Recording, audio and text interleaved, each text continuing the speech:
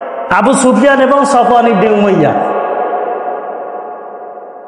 কাবার চত্বরের পাশে বসে আছে, হেরেম শরীফের পাশে বসে আছে। এমনি সময় একটা বাঘ হরিণকে লড়াইতে লড়াইতে চলে আসতেছে। হঠাৎ করে হরিণটা হেরেম শরীফের ভিতরে লাফ দিয়ে দাঁড়িয়ে গেছে, আর দৌড়ায় না। বাঘে হরিণটাকে লড়াইতে লড়াইতে একটা পর্যায়ে এই হরিণটা হেরেম শরীফের ভিতরে লাফ দিয়ে যখন হেরেম শরীফের ভিতরে প্রবেশ করলো, এখন আর দৌড়ায় না। ওদিকে বাঘও দাঁড়াই গেছে, বাঘেও আর হরিণটা আক্রমণ করে না, বাঘেও আর লড়ায় না। তাইলে লড়াইতে লড়াইতে হেরেম শরীফের ভিতরে ঢুকলেন, ঢোকার পর বাঘও দাঁড়িয়ে গেল, হরিণও দাঁড়িয়ে গেল। এই ঘটনা আবু সুফিয়ান এবং সফওয়ান ইবনে উমাইয়া দুইজনে পাশে বসে দেখতেছেন। দেখার পরে আলোচনা করতেছে যে, দেখছো হরিণটারে লড়াইতে লড়াইতে বাঘে হেরেম শরীফ পর্যন্ত নিয়ে আসলো, বাঘটায় ধাওয়াইতে ধাওয়াইতে হেরেম শরীফের কাছে নিয়ে আসলো, হরিণটা একটা লাফ মেরে হেরেম শরীফের মধ্যে প্রবেশ করলো। এখন বাঘেও আর হরিণে লড়ায় না, হরিণও আর লড়ে না, ব্যাপার কি? এই আলোচনা করতেছে, বাঘে শুনছে। বাঘে শোনার পরে আবু সুফিয়ান এবং সফওয়ান ইবনে উমাইয়াকে ডেকে ডেকে বলে, ইয়া সফওয়ান ইরজি ইলাইনা, হে সফওয়ান তুমি এদিকে আসো। কে ডাকতেছে? বাঘে ডাকতেছে। ইয়া সফওয়ান ইরজি ইলাইনা, ও সফওয়ান তুমি এদিকে চলে আসো। বাঘে যেই ডাক শুরু করলো, সফওয়ান ইবনে উমাইয়া এবং আবু সুফিয়ান এদের পরাণে কি পানি আর আছে? এদের পরাণে কিন্তু আর পানি নেই। আবু সুফিয়ান সফওয়ান ইবনে উমাইয়াকে ডেকে ডেকে বলতেছে, দোস্ত এটা ডাকতেছে, কি করবি? যাবি?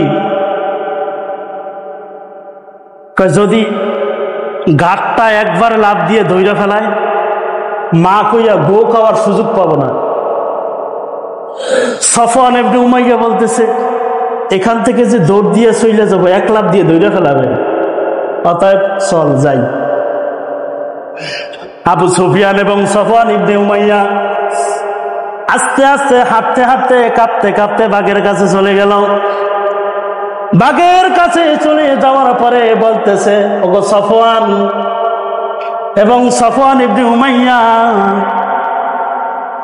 হেরেম শরীফ এমন একটা জায়গা যেখানে হাজী সাহেবরা বলতে পারবেন হেরেম শরীফ এমন একটা জায়গা যেই এরিয়ার মধ্যে মশা মাছি পর্যন্ত মারা হারাম। কি ভুল বললাম নাকি?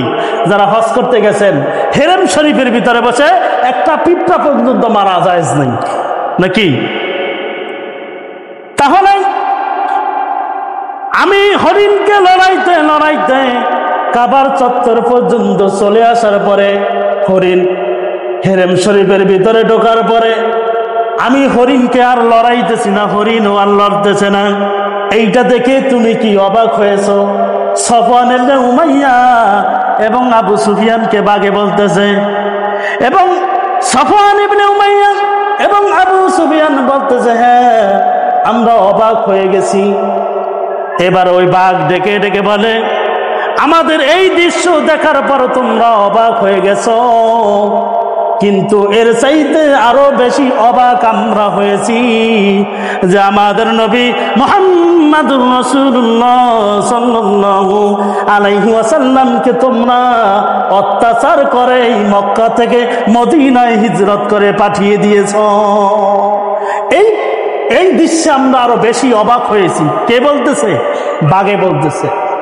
তাহলে রাসূলুল্লাহ সাল্লাল্লাহু আলাইহি ওয়াসাল্লাম যখন হিজরত করে মক্কা ছেড়ে মদিনায় যায়, মাতৃভূমির মায়ায় তিনি কান্না করছিলেন। আমার নবী মাতৃভূমি ছেড়ে যখন চলে যাইতেছে বারবার নিজ মাতৃভূমির দিকে তাকাইতেছেন। কতটা কষ্ট, কতটা ভারাক্রান্ত হৃদয় নিয়ে আমার নবী মুহাম্মদুর রাসূলুল্লাহ সাল্লাল্লাহু আলাইহি ওয়াসাল্লাম মক্কা ছেড়ে মদিনায় হিজরত করেছে।